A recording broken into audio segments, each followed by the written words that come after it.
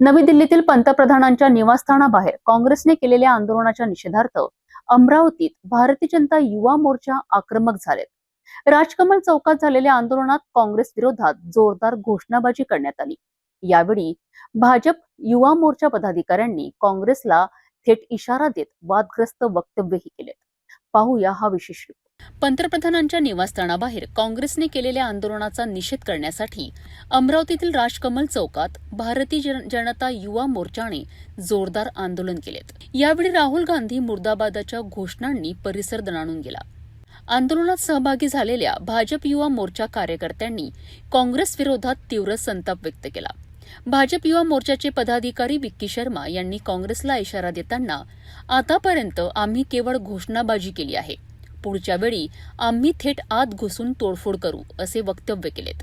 तसेच जंतर मंतर इथे सुरू असलेल्या आंदोलनावरही त्यांनी प्रश्नचिन्ह उपस्थित करत, तिथे आंदोलन करणारे युवक नाहीत, तिथे कोण आहेत हे संपूर्ण देशाला माहिती आहे, असा दावा केलाय.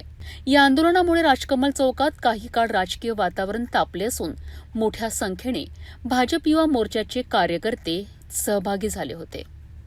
आज भारतीय जनता युवा मोर्चा अमरावती शहर की तरफ से आज जो संसद भवन के पास में जंतर मंतर पर जो अनशन पे बैठे हैं, जो राहुल गांधी ने पंतप्रधान देश के संवैधानिक उच्च पद पर जो प्रधानमंत्री आवास पर जो आंदोलन किया है, उसका हम सब भारतीय जनता युवा मोर्चा भारतीय जनता पार्टी की तरफ से जाहिर निषेध करते हैं। राहुल गांधी का पुरजोर विरोध करते हैं। जो कांग्रेस की मानसिकता है, जो दिन पे दिन बदलती जा रही है, जो हल्के स्तर पर जितना बोलेंगे उतने हल्के स्तर पर आ चुकी है। जो कांग्रेस ने जो काम किया है, जो आंदोलन करके जो देश के प्रधानमंत्री उनके आवास पर जो धरना प्रदर्शन किया, उसके लिए हम उसका विरोध करते हैं। कांग्रेस पार्टी मुर्दाबाद, राहुल गांधी मुर्दाबाद।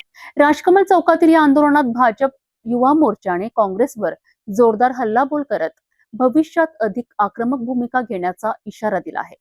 या आंदोलनानंतर राजकीय आरोप प्रत्यारोप आणखी तीव्र होण्याची शक्यता व्यक्त केली जात आहे.